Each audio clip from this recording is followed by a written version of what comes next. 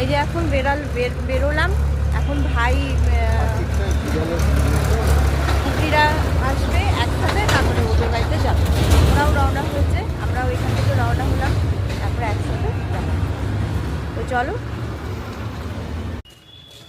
এই যে আমরা এখন দীপাদের বাড়িতে যাচ্ছি। ভাই এগিয়ে গেল।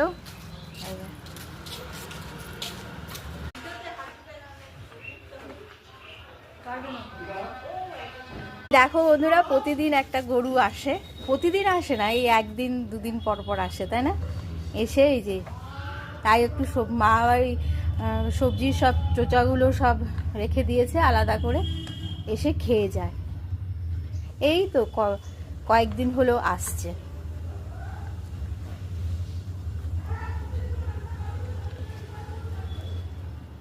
ও মামা, মামা খা খা খা খা।